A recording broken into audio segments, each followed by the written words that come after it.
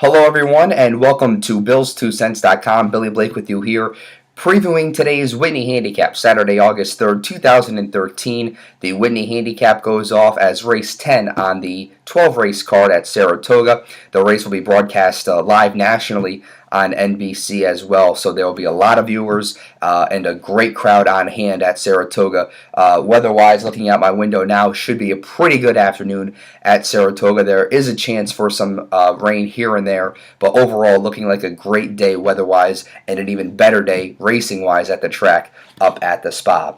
So I will go through this field of 8 in the Whitney, and like I did before, just go through each horse in this field one by one, give you the ups, give you the downs, and then at the end of the video, my top 3 horses in the race. And we will start on the rail with Successful Dan.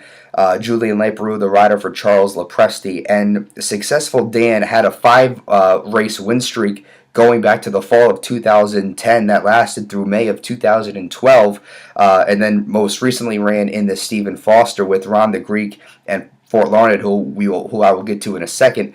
But Successful Dan finished 4th in that race to Fort Larned and Ron the Greek, and he is 12-1 in the morning line. And this horse, I mean, if you can take his form from synthetic and transfer that to the dirt at Saratoga today, he's a major contender in here, and at 12-1, a nice price too. But this is just a very difficult field, and I don't know if the rail is where Successful Dan wants to be in here. But I think the odds won't change too much with Successful Dan. At 12-1, he is a good price. And again, the biggest question is, can he take his synthetic wins and transfer that to dirt? Not that he hasn't won on dirt before, because I know he has. This is a terrific horse, as well as the 7 others that he's facing in here.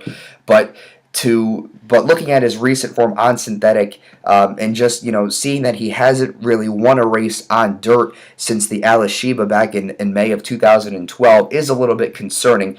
But he will have to step forward from that inside post if he wants to get in the winner's circle today. Number 2 is the big, long-legged Mucho Macho Man for trainer Catherine Ritvo, Edgar Prado in the saddle. Horse has been around for quite some time, most recently finishing 3rd in a stakes race at Belmont. And you would think this horse might be somewhat near the lead in this race. You look, I mean, in the Breeders' Cup Classic last year, he finished 2nd to Fort Larned. So this horse is capable of winning this race at 6-1 in the morning line. But again, a very tough field for Mucho Macho Man to be facing. But the one thing I love about him, this is a horse that is very familiar with the NYRA circuit. And as a New York racing fan, that's what I love to see, horses that consistently run at Belmont Aqueduct and, of course, Saratoga. So Mucho Macho Man at 6-1 will be a decent price in here. And Catherine Ritvo is hoping that Edgar Prado can give this horse the trip to get the win in the Whitney. Number 3 is Fort Larned, last year's winner of the Whitney Handicap at odds of 7-1. This year he is 7-5 in the morning line for trainer Ian Wilkes, Brian Hernandez Jr., the jockey here. And this horse most recently won in the Stephen Foster. 9 wins overall in 22 career starts. This horse is the one to beat. But I wouldn't say this horse is that much better than the other horses in this field. I mean, he's consistently raced against these horses and has beaten them before. But you look at last year's race in the Whitney, he got a perfect trip, stalking 3rd, and Ron the Greek was forced to go very wide in that race last year and was able to get up for 2nd. But Fort Larned got a great trip and deserved to win that race, and may have benefited from Ron the Greek, who is a closer, to have to go so wide at the top of the stretch to get some running room. But at 7-5, Fort Larned don't have much value, but this is a very serious horse in here for Ian Wilkes, and a horse that I will be playing, and I'll get to him in a little bit. Number 4 is Cross Traffic for Todd Pletcher and John Velasquez, and this horse has just had 2 just unlucky finishes in his last 2 races, both downstate at Belmont. First in the Grade 3 Westchester, and then in the Met Mile to Sahara Sky. Just so tough. This horse won his first 2 races of his career. He's literally, his 2 losses, I think, have been literally by a neck, not even. 2 photo finishes where flat out got him, and then Sahara Sky. 5-2 in the morning line. for this colt. And it's another horse I am interested in here.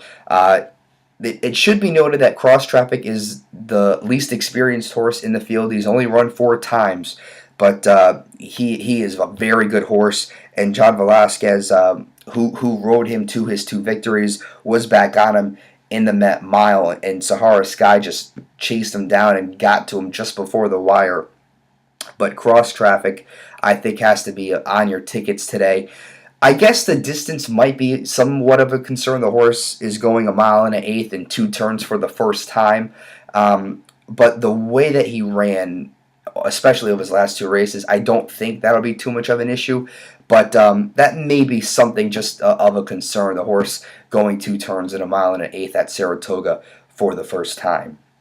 Number 5 is Ron the Greek for trainer Bill Mott and Jose Lascano. Ron the Greek, a closer. That's what he does. He's known for his late kick around the far turn, top of the stretch, and then just tries to pull away in the final furlong.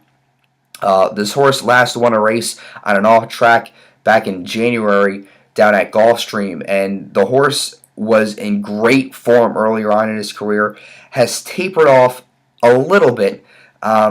But I think it's another horse in here that if he gets an honest pace today, which I think he will, I don't think they're going to be crawling out there, but not flying either. So he'll get a decent pace, but Jose Lascano, I think, has to put him up a little bit closer than usual in this race. I mean, still sitting far back in the field, but he can't let him linger back there.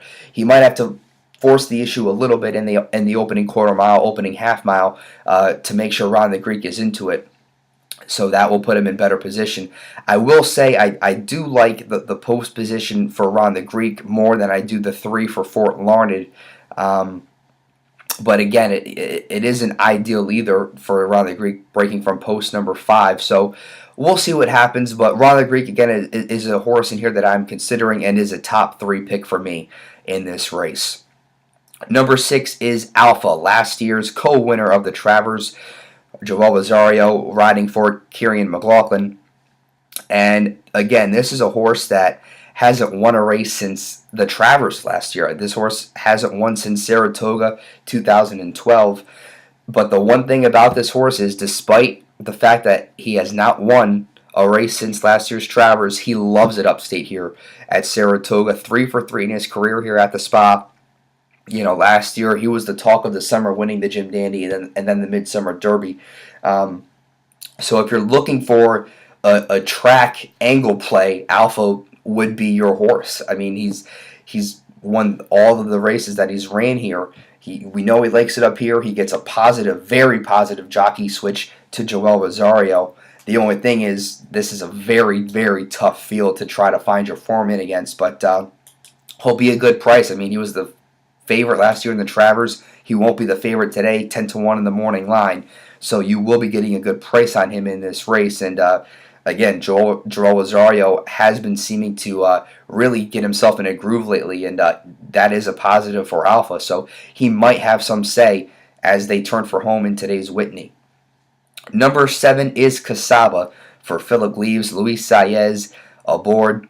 And this horse does look very good on paper. My biggest concern is he has not faced a field like he's facing today. I know he has 9 wins and 20 career starts, but not against this caliber field, and he will have to step up today. He's 20-1 in the morning line, which is the longest price on the board.